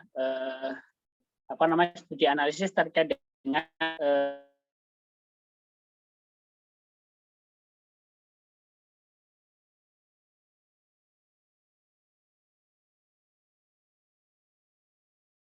Abu Ubaid dan sebagainya. Nah, itu. Nah, ini mungkin ini karena waktunya nganu jadi nggak bisa jelaskan ya. Termasuk ini ya Ibnu Khaldun ini yang cukup banyak ya. Ini juga banyak sekali pemikiran-pemikiran, bahkan Ibnu Khaldun ini juga ternyata cukup luar biasa pemikirannya. Ini kalau Ibnu Khaldun bukunya adalah salah satu bukunya atau kitabnya adalah Al-Muqaddimah. Nah, kebetulan kalau saya ini ada nih di belakang saya itu ada. Nah, kitabnya. Mungkin sebentar ya. Oh, maaf, ketinggalan ternyata di kampus ya. Nah, saya punya bukunya Ibnu Khaldun yang judulnya Muqaddimah, sudah dalam terjemah bahasa Indonesia. Ya. Itu tebalnya 1000 lembar lebih ya. 1000 lembar lebih ya. Sampai sekarang saja mungkin apa yang saya baca mungkin sudah hilang karena saking banyaknya kan gitu. Nah, itu sebagai contoh saja ternyata sangat luar biasa sebenarnya pemikiran-pemikiran tokoh-tokoh umat Islam zaman dulu ya, termasuk dalam hal ekonomi ya. Baik, mohon maaf Pak, karena waktunya sudah habis, mungkin nanti bisa dilanjut di sesi pertanyaan saja Pak. Oh ya, oke, silakan ya, monggo. Ya, mungkin sementara itu dulu ya yang bisa saya sampaikan karena keterbatasan waktu ya, sehingga mohon maaf belum bisa menyampaikan semuanya. Monggo selanjutnya kalau mau dilanjutkan dengan sesi tanya jawab. Saya kembalikan ke siapa Mas Dimas ya. Monggo Mas Dimas. Terima kasih kepada Pak Ubaid atas materi yang disampaikan, luar biasa sekali. Untuk selanjutnya yaitu sesi tanya jawab. Di sesi kali ini berlangsung selama 15 menit. Mungkin teman-teman di sini ada yang ingin ditanyakan terkait ya materi yang sudah disampaikan. Teman-teman bisa langsung angkat tangan nih atau juga bisa ketik di kolom chat. Baik, mungkin teman-teman yang ingin bertanya bisa kami persilahkan.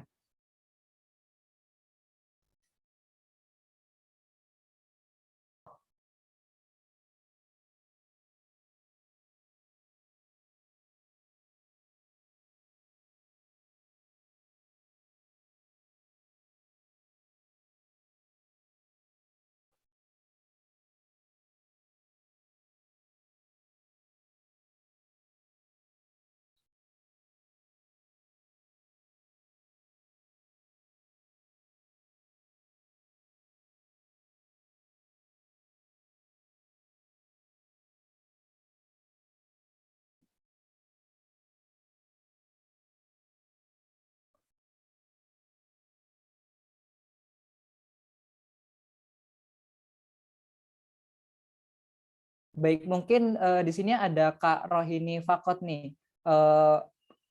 Kakak ingin langsung ditanyakan atau mau lewat chat, dipersilahkan Kak. Jika ingin ditanyakan langsung boleh open mic.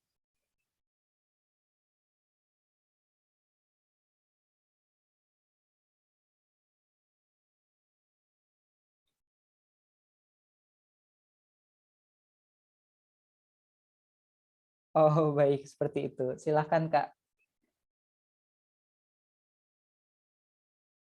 Untuk teman-teman yang lain nih bisa banget buat tanya tentang materi yang sudah disampaikan. Bisa lewat langsung dengan cara hand raise atau juga bisa diketik di kolom chat. Begitu ya teman-teman.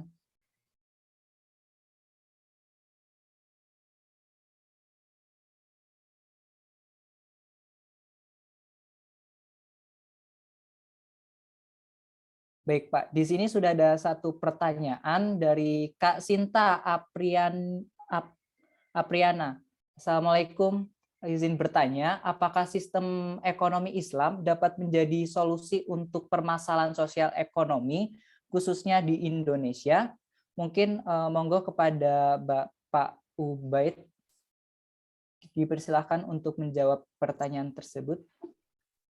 Ya, oke, terima kasih Mas Dimas ya. Oke, saya coba untuk menjawab pertanyaan dari Mbak Cynthia Apriana ya, dari mana nih, Unila ya. Nah, dari Unila ya. Oke, apakah sistem ekonomi Islam dapat menjadi solusi untuk permasalahan sosial ekonomi khususnya di Indonesia ya? Oke, jadi sebenarnya tanpa jawaban apakah itu bisa memberikan solusi atau tidak itu sebenarnya nggak perlu kita perlu carikan jawabannya ya. Kenapa? Karena secara tidak langsung sebenarnya Indonesia pun secara sadar atau tidak itu sudah mulai mengakomodir instrumen-instrumen yang ada dalam ekonomi Islam itu sebagai bagian dari kebijakan ekonomi yang memang nantinya digunakan untuk entah itu nanti untuk hal-hal yang berkaitan dengan moneter, berkaitan dengan masalah pengentasan kemiskinan dan sebagainya. Kenapa saya bilang seperti itu? Ya, sebenarnya kan gini, Indonesia itu kan bukan sebagai negara yang mendeklarasikan secara resmi sebagai penganut sistem ekonomi Islam ya. Karena sebagaimana kita tahu bahwasanya Indonesia itu kan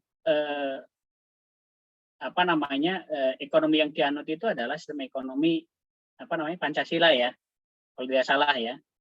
Nah, sistem ekonomi Pancasila itu kalau diruntut itu kan memang bagian dari sistem ekonomi campuran, ya.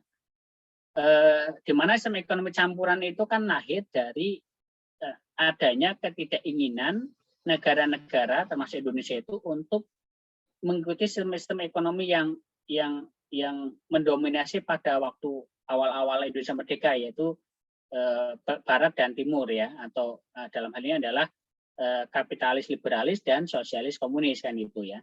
Karena pada waktu itu kan memang ideologi dan sistem ekonomi yang memang mendominasi pada awal-awal Indonesia merdeka itu kan negara-negara di dunia itu kan terpecah jadi dua ya, yaitu kapitalis liberalis dan sosialis komunis kan gitu. Ya, kapitalis liberalis itu didominasi oleh negara-negara Eropa dan Amerika itu kan.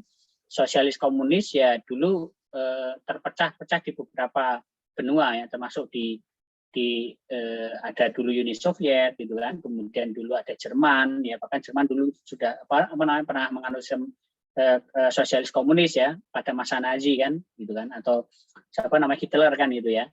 Kemudian bahkan sekarang mungkin Cina ya, kemudian Korea Utara kan gitu ya gitu.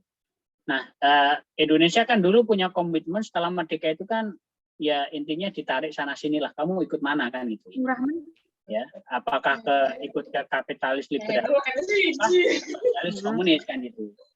Namun pada waktu itu kan pemerintah, dalam hal ini waktu itu Soekarno itu kan akhirnya mendeklarasikan diri untuk tidak ngeblok kanan ataupun kiri kan itu.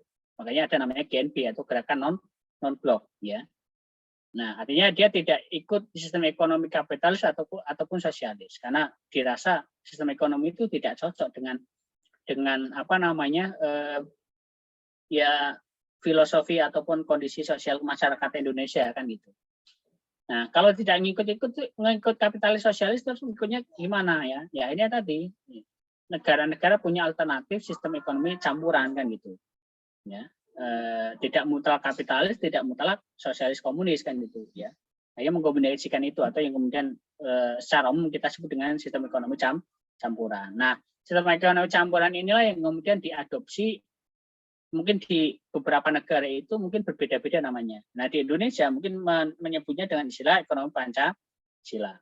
Nah, seperti apa sih ekonomi Pancasila ataupun campuran ini? Ya intinya adalah bahwasanya sistem ekonomi campuran ini dia tidak mutlak mengakui ataupun menyerahkan aktivitas ekonominya semata-mata kepada mekanisme pasar atau kepada kepada individu ya, karena kalau diserahkan pada mekanisme pasar ataupun individu nanti ujungnya adalah seperti kapitalis yang ternyata yang paling mendominasi adalah mereka-mereka yang memiliki modal ya. Atau juga dia tidak mutlak ingin menyerahkan pengelolaan sumber daya alamnya ataupun faktor-faktor produksinya itu mutlak dikuasai oleh negara, karena kalau dikuasai oleh negara ya nanti itu melanggar hak-hak asasi kemanusiaan ya, karena setiap manusia memiliki hak untuk untuk bebas untuk melakukan kegiatan ekonomi kan gitu. Nah, ini adalah sistem ekonomi campuran ya, artinya memang sebagian itu ada sumber daya alam yang memang dikelola oleh negara, ada yang memang itu diserahkan kepada pasar ataupun privat kan itu.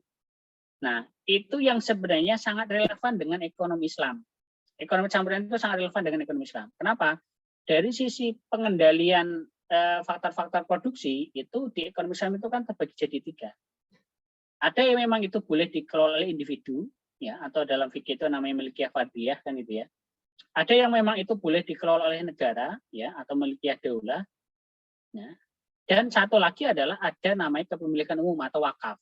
Nah, sayangnya di konsep campuran itu dia tidak mengenal kepemilikan umum.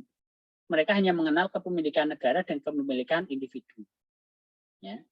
Nah, di Islam ada kepemilikan individu, ada kepemilikan negara, ditambah ada kepemilikan umum. Ya, kepemilikan umum itu bentuknya adalah wakaf. Nah, Indonesia itu kan nyatanya ternyata juga mengakomodir instrumen-instrumen wakaf, ya. Makanya di Indonesia ada namanya Badan Wakaf Indonesia. Maka secara tidak langsung campurannya Indonesia itu juga juga mengakomodir instrumen-instrumen yang ada dalam ekonomi Islam, ya. Adanya wakaf, ya. Bahkan sekarang wakaf, kalau zaman konteksnya dulu wakaf itu hanya wakaf non produktif kan itu ya, hanya sekedar untuk yang namanya wakaf ya untuk masjid, untuk musola kan itu ya. Tapi sekarang sudah menjadi instrumen yang luar biasa, bahkan sebagai menjadi instrumen utang negara. Sukuk misalkan, sukuk itu berbasis wakaf, sekarang sudah ada.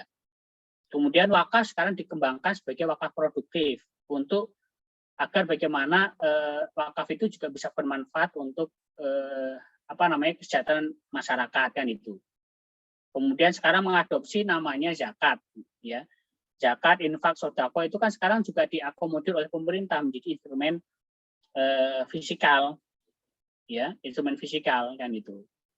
Makanya Bank Indonesia itu sekarang salah satu yang dikejar itu adalah bagaimana kemudian kalau selama ini kan mungkin kalau di dalam konsep ekonomi campuran mungkin bagaimana agar untuk pendistribusian kekayaan kepada orang-orang butuhkan paling hanya lewat subsidi, ya. Ya, subsidi biasanya adalah subsidi. Tapi Islam punya caranya lain, ya. Caranya apa ya dengan zakat tadi, ya. Bagaimana agar tidak ada kesenjangan sosial, maka ada zakat. Orang yang punya kekayaan banyak itu akan dipangkas untuk diberikan pada orang yang miskin. Ya. Makanya kalau kita bicara tentang zakat itu suatu instrumen yang sangat luar biasa sebenarnya. Bukan hanya sebatas praktek ibadah ritual saja, tapi itu memiliki sebuah nilai menjadi sebuah sistem yang sangat luar biasa. Kan itu. Nah, sehingga bisa kita katakan bahwasanya ya ekonomi Islam itu sekarang justru malah dibutuhkan, ya, dibutuhkan secara tidak langsung karena ya tadi ternyata kayak Indonesia saja ternyata secara tidak langsung Indonesia membutuhkan instrumen-instrumen yang ada dalam ekonomi Islam, ya. Sebagai contoh simpel saja, bagaimana ternyata secara tidak sadar Indonesia itu juga ternyata pembangunannya itu dibantu oleh skema wakaf. Sebagai contoh ya, berapa ribu sekolahan, berapa ribu rumah sakit yang itu ternyata beroperasi di Indonesia itu yang basisnya wakaf, ya kan? Contohnya punyanya Muhammadiyah, ya kan? Berapa ribu sekolahan, ya kan? Berapa ribu rumah sakit yang dimiliki oleh Muhammadiyah itu ratus atau mungkin ya, mungkin berapa ratus rumah sakit gitu kan? Atau berapa ratus universitas yang memang dikelola oleh Muhammadiyah yang ternyata itu semuanya basisnya adalah wakaf, ya kan? Coba kalau itu tidak ada, ya kan? Bayangkan saja kan itu, ya. Belum lagi yang NU misalkan itu kan, berapa ribu pesantren, ya kan? Yang ternyata itu pesantren juga pengelolanya adalah basisnya adalah wakaf, gitu kan? Nah, ini. Maka secara tidak langsung sebenarnya instrumen ekonomi Islam itu juga sudah menjadi bagian dari sistem ekonomi yang saat ini juga menjadi instrumen yang dikembangkan oleh sistem ekonomi kita di Indonesia, gitu ya. Gitu. Sehingga menurut saya sangat jelas bahwasanya ya sistem ekonomi Islam ini sudah menjadi bagian yang memang sudah menjadi hal yang sudah tidak bisa dipisahkan dari sistem ekonomi yang ada di Indonesia. Apalagi kalau kita sebagai negara Indonesia itu kan mayoritas penduduknya adalah Muslim, ya kan? Gitu. Kecuali kalau negara itu non Muslim, ya mungkin itu akan beda lagi mungkin persoalannya kan itu ya. Jadi saya rasa mungkin itu ya Mas Dimas jawaban yang bisa saya sampaikan untuk Mbak siapa tadi? Saya lupa Mbak. Ya tadilah Mbak siapa tadi saya lupa ya. Gitu. Oke, monggo saya kembalikan lagi ke Mas Dimas. Ya. Baik, satu pertanyaan terakhir ya, Pak, dari Kak Rohini Fakot. Terima kasih materinya, izin bertanya, perkembangan perekonomian zaman globalisasi dengan zaman sejarah perekonomian saat zaman Nabi kan berbeda. Lalu bagaimana bisa perekonomian yang ada saat ini bisa diimplementasikan dengan baik, sedangkan banyak sekali kecurangan dengan sistem perekonomian dalam negeri. Terima kasih. Monggo Pak Ubaid bisa dijawab pertanyaan tersebut. Terima kasih. Oke, terima kasih Mas Dimas ya. Ya, saya coba menjawab lagi dari pertanyaan Mas Rohini Fakot ya. Yang jelas kesimpulannya mungkin gini ya. Antara sistem ekonomi yang memang diterapkan ketika masa Nabi dengan masa sekarang itu apakah kemudian sama atau tidak kan itu. Nah, bagaimana kemudian sistem ekonomi yang ada saat ini bisa benar-benar terimplementasikan dengan baik di kondisi saat ini kan itu ya. Oke, jadi memang kalau kita merujuk pada sistem ekonomi yang dilakukan oleh masa Nabi, memang sifatnya masih sangat tradisional ya ketika masa Nabi. Dan tadi saya sudah menyampaikan bahwasanya di masa Nabi itu memang baru membangun fondasi ya, fondasi sistem ekonominya ya, fondasi dasar nilai-nilai ekonomi kan itu ya, dari kejujuran dan sebagainya kan itu. Nah, bagaimana dengan konteks sekarang yang mungkin ternyata sistem ekonomi sekarang itu mungkin justru sangat identik dengan nilai-nilai yang di luar nilai-nilai keagamaan, nilai-nilai moralitas kan itu ya, gitu. Ya, oke. Jadi memang kalau kita lihat, memang sistem ekonomi yang berkembang saat ini itu memang sistem ekonomi yang sangat jauh dengan nilai-nilai gitu kan, baik itu nilai agama, baik itu nilai norma-norma sosial, norma-norma kemasyarakatan gitu kan, ataupun norma-norma yang lain kan itu ya. Nggak hanya bertentangan dengan nilai-nilai agama saja, tapi juga bertentangan dengan nilai-nilai yang memang bukan bersumber dari agama ya. Seperti misalkan bagaimana kemudian ternyata kegiatan bisnis itu ternyata yang penting adalah hanya sekedar orientasinya adalah profit oriented kan itu ya. Yang mana karena motifnya hanya profit oriented sehingga ya akhirnya menyebabkan orang hanya kepentingannya adalah cari untung semata ya, tidak mempertimbangkan masalah keseimbangan gitu kan. Kemudian tidak mempertimbangkan aspek kelangsungan lingkungan dan sebagainya, itu akhirnya itu menjadi terabaikan. Ya, kenapa kok bisa seperti itu? Ya karena sebenarnya konsep yang dibangun dalam konsep ekonomi konvensional yang sama ini kita kenal itu memang tapi secara tidak sadar itu struktur ekonomi konvensional itu memang memisahkan antara praktek ekonomi dengan nilai-nilai ataupun norma-norma ataupun value-value yang ada dalam agama. Ya. Itu perlu kita akui ya. Kenapa? Ya karena ya tadi misalkan ya kita bicara tentang bisnis ya. Dalam teori konsep konvensional ya jelas bisnis itu tujuannya adalah untuk profit oriented atau profit maximizer kan gitu ya. Ya. Yang akhirnya orientasinya adalah namanya profit maximizer, orang akan hanya sekedar mencari keuntungan yang sebesar-besarnya. Sehingga aspek moralitas, aspek norma atau aspek-aspek agama itu menjadi terabaikan kan itu. Karena memang motifnya adalah material kan gitu ya. Nah, kalau itu dihadapkan dengan nilai-nilai ekonomi Islam ya sangat jauh kan itu ya. Ya, mungkin yang jadi pertanyaan adalah apakah mungkin nilai-nilai agama itu kemudian juga bisa masuk ke dalam ekonomi yang kondisinya saat itu. Nah, sebenarnya waktulah yang akan menjawab ya. Kenapa waktu yang jawab?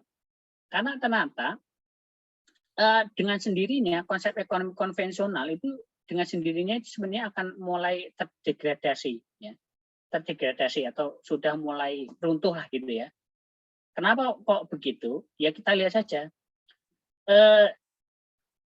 Sekarang itu kalau mau kita belajar ilmu ekonomi itu ternyata sudah mulai bermunculan konsep-konsep ekonomi baru ya.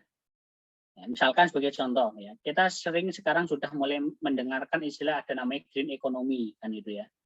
Kita sekarang sudah sering mendengar istilah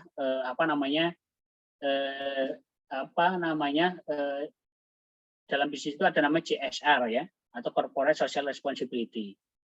Ya, kemarin mungkin yang sering dibahas oleh mahasiswa ada namanya SDGs ya, atau Sustainable Development Goals. Nah, sebenarnya pertanyaan adalah kenapa sih muncul konsep-konsep itu? Konsep SDGs, konsep CSR, kemudian konsep green economy ya, atau mungkin ada ekonomi hijau dan sebagainya, itu kenapa sih muncul konsep itu? Jawabannya simpel, karena masyarakat atau manusia itu sudah mulai sadar bahwasanya ada yang tidak beres dengan sistem ekonomi yang selama ini kita jalankan. Gitu. Ada sesuatu yang tidak beres kan itu. Ya, selama ini ternyata kita hanya terlalu terpusat pada materialistis, gitu kan? Ya, sehingga akhirnya aspek-aspek yang lain itu menjadi terabaikan. Ya. Akhirnya apa? Ngefeknya sebenarnya ke manusia itu sendiri. Ya, mungkin dirasa sekarang ada namanya globalisasi, ya, ada kerusakan lingkungan, bencana-bencana dan sebagainya, itu orang udah mulai sadar ini ada yang tidak beres kan itu. Akhirnya muncullah konsep-konsep baru itu. Ya. Ada green economy, bagaimana kemudian orang berekonomi itu harus ramah lingkungan. Ada SDGs yang menjadi kesepakatan internasional ya. Di situ ada berapa poin ya, 17 atau berapa ya, saya lupa itu kan. Di situ intinya jangan sampai ada kemiskinan, ada macam-macam itu kan. Nah itu kan sebagai bentuk respon terhadap sistem ekonomi yang kita jalankan saat ini itu ada something wrong, ada sesuatu yang salah gitu kan. Ekonominya tumbuh, tapi ternyata tidak merata kan gitu. Ini kenapa kok tidak merata? Ya maka diratakan ya. Biar orang itu bisa menikmati semuanya kan itu, masyarakat itu biar sejahtera semua, maka dibalah konsep itu. Nah sebenarnya arah ekonomi Islam itu kan sebenarnya tanpa kita membuat konsep ekonomi baru pun ternyata ekonomi Islam itu arahnya ke situ, ya kan? Makanya kalau saya ngajar di mahasiswa itu, kalau kita belajar ekonomi Islam itu jangan bayangkan ekonomi Islam itu seperti kita ngaji kitab gitu kan. Ya, kita harus rubah mindset-nya. Kita belajar ekonomi Islam itu mindset-nya adalah kita belajar konsep ekonomi modern. Kenapa kita bicara konsep ekonomi modern? Karena tujuan ekonomi Islam itu sama dengan yang sekarang dicita-citakan oleh atau yang dicita-citakan oleh konsep-konsep ekonomi modern yang saat ini dikembangkan kan gitu. Ya, Islam melarang namanya kerusakan lingkungan gitu kan. Islam kemudian menekankan pada distribusi pendapatan gitu kan, dengan zakat dan sebagainya kan gitu ya. Kemudian Islam itu juga menekankan pada sektorial dan keuangan ya, tidak hanya sektor keuangan saja kan gitu ya. Ya. Islam menekankan pada produksi yang halal agar hidup masyarakat itu menjadi lebih baik kan, dan sebagainya. Nah itu kan sebenarnya orientasinya ke situ ya. Nah makanya kenapa akhirnya punya kesimpulan bahwasanya kenapa ekonomi Islam itu lebih banyak sekarang dikaji di kampus-kampus umum. Ya, kenapa? Karena secara value itu ternyata ada kesamaan nilai yang ingin dicapai oleh ekonomi Islam dengan konsep ekonomi modern yang dikembangkan saat ini. Kan itu. Sehingga kalau pertanyaannya apakah kemudian ekonomi Islam itu bisa dapat diterapkan dalam kondisi ekonomi saat ini, ya secara tidak langsung waktu telah membuktikan bahwasanya sekarang ekonomi Islam justru menjadi bagian sistem ekonomi yang sekarang dikembangkan sebagai bentuk ya tadi kejenuhan ataupun mungkin sebagai bentuk kesadaran manusia bahwasanya sistem ekonomi yang selama ini kita anut ya itu ternyata ada something wrong kan gitu. Oke, saya rasa mungkin itu ya Mas Dimas ya. Nanti kalau saya terlalu panjang lebar nanti nggak selesai-selesai ya gitu. Tapi masih banyak yang perlu dijelaskan tapi kayaknya terlalu lah ya. Waktunya terlalu mepet kan itu. Semoga jawaban saya bisa menjawab gitu ya. Gitu. Saya kembalikan ke Mas Dimas ya, monggo. Baik, karena waktu pada sesi tanya jawab sudah habis, mohon maaf banget nih teman-teman yang pertanyaannya belum bisa terjawab. Mungkin di lain waktu kita bisa diskusi lagi ya teman-teman. Memasuki acara selanjutnya yaitu penyerahan kenang-kenangan kepada narasumber. Silakan kepada operator, boleh minta tolong di share screen kan.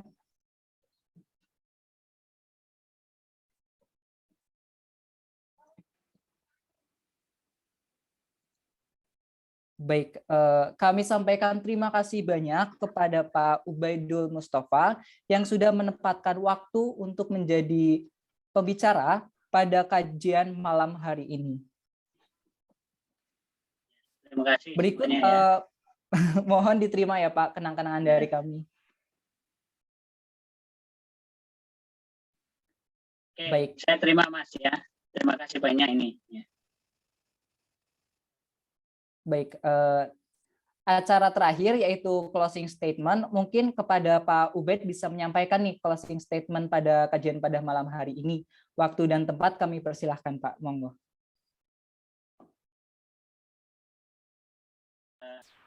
Ya, terima kasih Mas Dimas. Apa ya ini ya, closing statement-nya apa ya? Ya oke.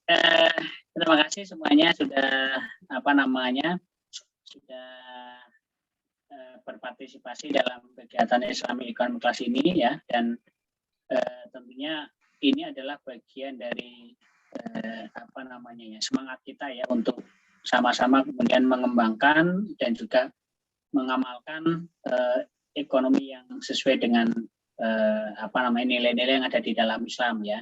Dan saya rasa kalian adalah orang-orang yang sangat terpilih gitu kan.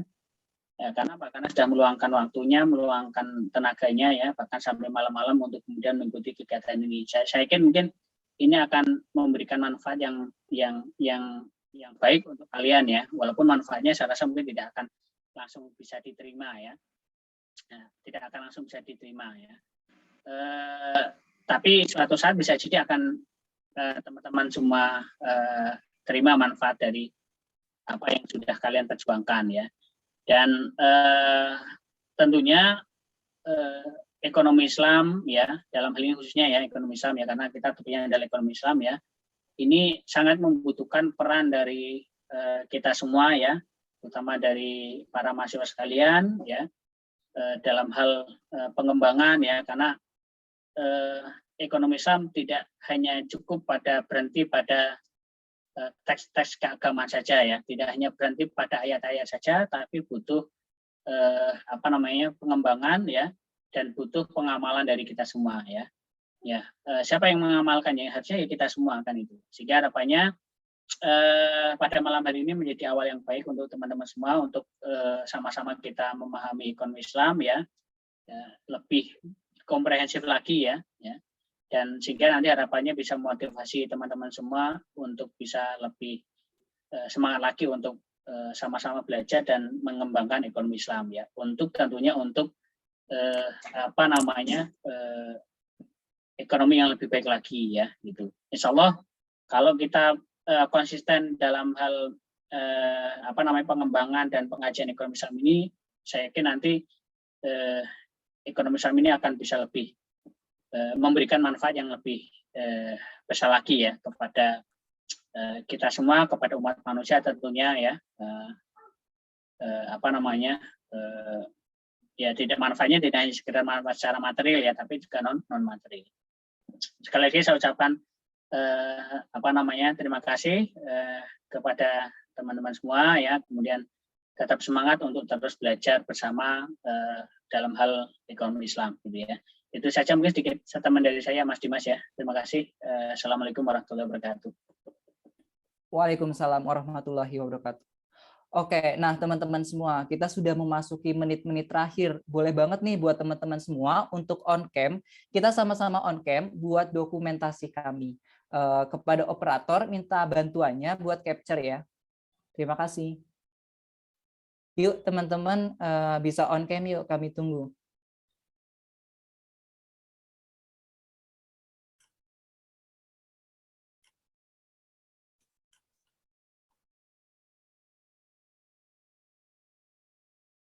Baik, di sini sudah ada yang on cam, tetapi teman-teman yang lain juga banyak yang belum on cam nih. Mungkin teman-teman bisa on cam sebentar untuk dokumentasi kami ya, kami tunggu.